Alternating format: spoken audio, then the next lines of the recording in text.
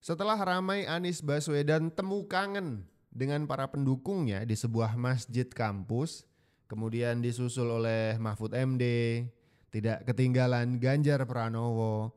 Kira-kira ya memang biasa, kuliah umum saja, itu perkiraan kita semua. Biasa kan, kampus bikin kuliah umum itu hal yang biasa. Ternyata enggak. Ini bukan ceramah setelah tarawih biasa aja. Ini tentang politik. Ini adalah panggung politik dan saksinya adalah Nusron Wahid. Apakah ada kebebasan beragama yang dilarang?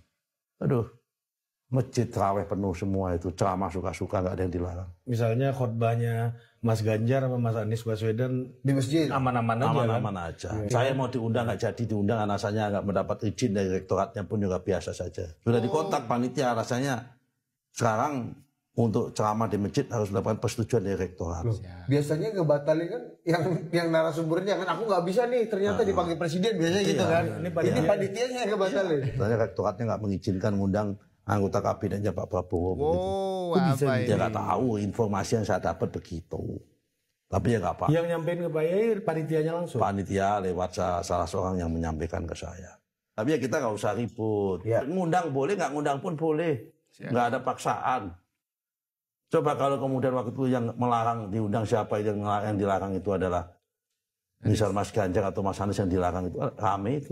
Malah Pak Yai yang dilarang nih ya. Malah saya yang dilarang. Menarik nih, Nusron Wahid dia bercerita sempat dijadwalkan juga untuk memberikan ceramah di public lecture di sebuah masjid, di sebuah kampus gitu ya. Nah, sayangnya Nusron Wahid gagal untuk memberikan ceramahnya karena katanya ada penolakan dari rektorat. Dan lebih spesifik penolakan itu berbunyi adalah jangan undang kabinetnya Pak Prabowo. Saya jadi bertanya-tanya, apakah mimbar masjid itu hanya jadi panggung politik untuk orang-orang kalah pilpres? Sehingga kubu pemenang tidak layak untuk bisa maju menaiki panggung itu memberikan ceramah? Berarti di masjid itu sedang terjadi ceramah politik, bukan ceramah agama, bukan dong. Kenapa ada semacam apa istilahnya ya? Larangan tidak boleh mengundang orang-orang dari kabinetnya Pak Prabowo. Ada apa ini? Curiga saya. Anies Baswedan, Mahfud, dan Ganjar melakukan agenda politik di Universitas Gadjah Mada dikemas dalam acara Ramadan Public Lecture Masjid UGM. Bukankah masjid jadi tempat ibadah? Kenapa menjadi ruang propaganda politik, apalagi di masjid perguruan tinggi negeri setingkat UGM? Kok bisa? Kalau kita telusuri faktanya, Anies, Ganjar, dan Mahfud punya konektivitas dengan UGM. Yang kita tahu, Anies Baswedan adalah alumni UGM. Mahfud MD memiliki hubungan yang erat dengan UGM, baik sebagai alumni maupun dalam kontribusinya di bidang akademik. Dan Ganjar Pranowo juga mengisi acara terlebih. Ganjar merupakan mantan Ketua Umum Kagama periode 2019 sampai 2024. Sangat terstruktur. Kok bisa masjid menjadi agenda diskusi politik terselubung? Seperti yang kita tahu, masjid merupakan tempat ibadah. Tempat ibadah atau masjid tidak boleh ada agenda politik. Karena masjid itu adalah untuk semua golongan. Tidak semua orang milih satu partai, tidak semua orang itu milih satu calon bupati, gubernur, wali kota, dan tidak semua orang yang datang di masjid milih satu calon presiden. Masjid dijadikan propaganda di rumah ibadah. Apakah ini politik identitas? Bisa jadi. Saya jadi teringat di 2007 ketika Anies Baswedan berjibaku melawan Ahok di Pilkada Gubernur Jakarta. Politik identitas sangat terasa di sana. Bahkan muncul sebuah berita yang tidak mengenakan, ya kan? Ada pendukung Ahok yang meninggal dunia itu ditolak untuk disalatkan. Kenapa? Karena tidak mendukung Anies. Ini kan buruk ya. Ini kan buruk. Tidak seharusnya ada seperti itu. Tidak seharusnya ada politik yang memakai alat perang sara untuk memenangkan kontestasi politik. Benar kan? Dan tidak seharusnya, saya orang yang tidak sepakat. Tidak sepakat ketika mimbar panggung masjid digunakan untuk kampanye dan orasi politik. Saya tidak sepakat. Kalau menurut kalian seperti apa? Mungkin kalian sepakat dan tidak setuju dengan pendapat saya, boleh. Silahkan tuliskan komentar di kolom komentar di bawah ya. Anies Baswedan jawab pertanyaan di Masjid UGM. Nanti kalau pemilu lagi pilih yang benar. Berarti pilihan masyarakat yang sekarang ini nggak benar. Berarti rakyat milih Pak Prabowo dan Mas Gibran ini nggak benar. Terus yang benar siapa Pak? Pak Anies.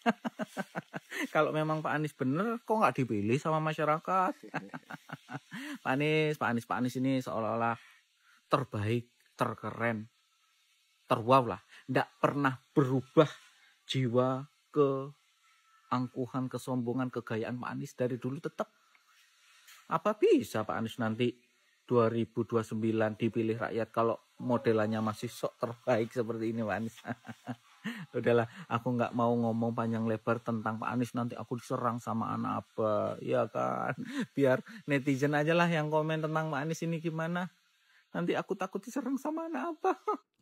Salah satu kalimat yang agak nyelekit ketika Anies melakukan pidato public lecture atau Ramadan public lecture di sebuah masjid di lingkungan kampus gitu ya.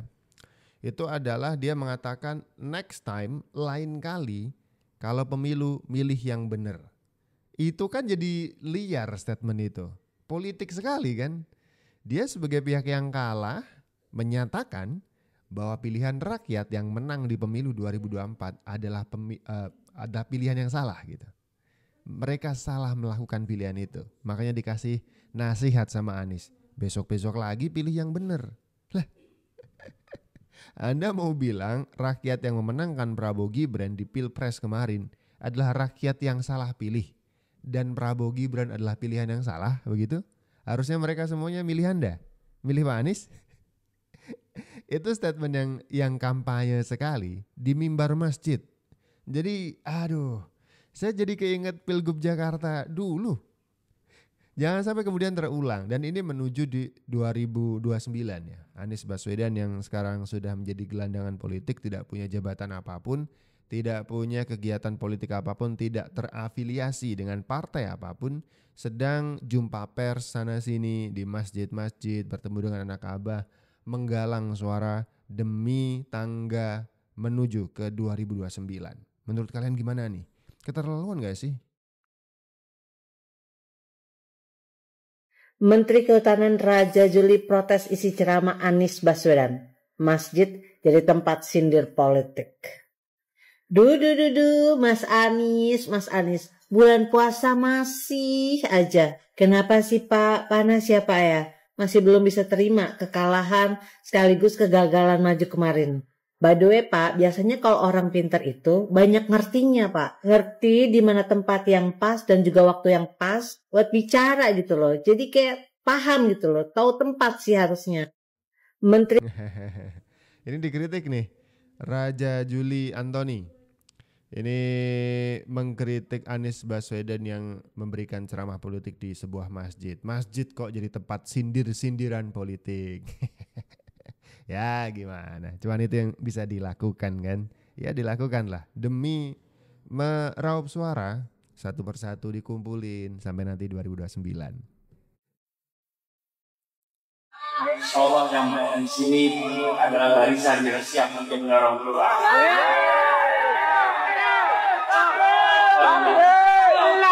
Yang mungkin menjadikan bentuk bulan depan momentum masukan juga. Gak boleh bicara politik ini. Pak Prabowo selalu di hati. Pak Prabowo selalu di hati. Gak boleh. Pak Prabowo selalu di hati. Nanti aku disembelih tuh. Bedanya Anies Baswedan dan Pak Prabowo ya. Pas masa kampanye Pilpres 2024, Pak Prabowo tuh menolak pertanyaan wartawan, pertanyaan-pertanyaan yang politis yang berbau politik sekali ketika ditanyakan di tempat masjid gitu ya, di lingkungan masjid. Kata Pak Prabowo, jangan, nanti saya disemprit.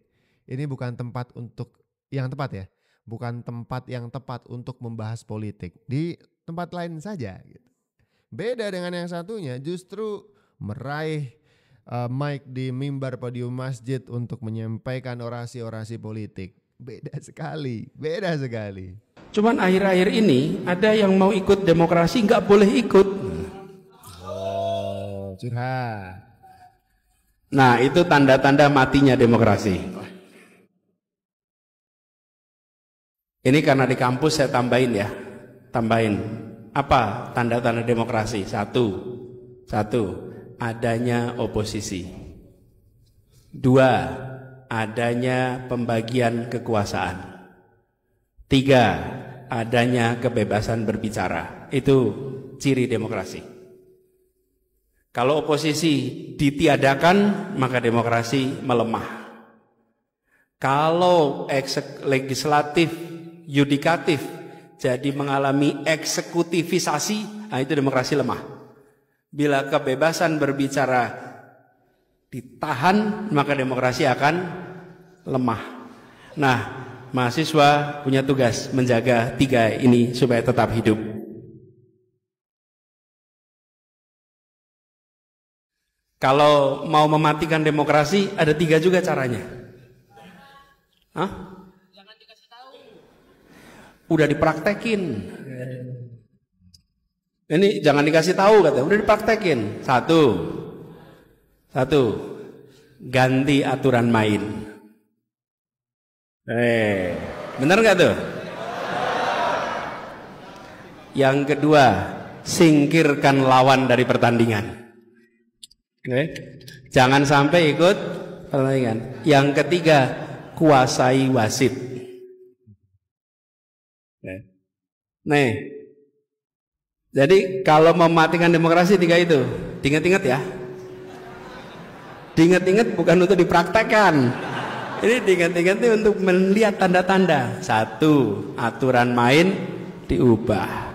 Yang kedua, singkirkan lawan supaya jangan ikut pertandingan. Di Jakarta udah pernah terjadi itu.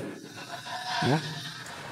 Terus yang ketiga, Jakarta udah pernah terjadi mentang-mentang gak bisa maju di Pilgub Jakarta karena tidak didukung oleh PDIP. Terus mau nyalahin pemerintah, salahin PDIP sana. Gimana sih?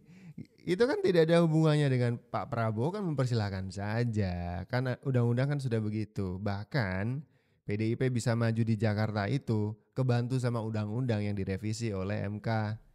Ya gak sih? Coba ambang batas pencalonan gubernur itu tidak diturunkan oleh MK. Bukan cuma Anda, PDIP juga gak bisa maju di Pilgub Jakarta.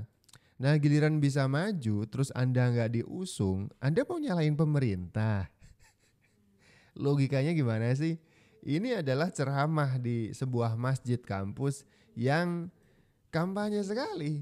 Pak Anies curhat bagaimana dia mengeluh ya gagal di tahun politik kemarin. Enggak jadi presiden, enggak jadi gubernur Jakarta juga. Ya elah. Padahal kalau Pak Anies tuh mau deal-dealan dengan PDIP, mau manut sama Ibu Megawati Soekarnoputri, untung-untung dan syukur-syukur, ini bukan syukur-syukur sih, wajib mungkin ya. Mau berbaju merah, masuk ke PDIP, jangan jadi kutu loncat, itu pasti maju di Pilgub Jakarta kok waktu itu, saya yakin.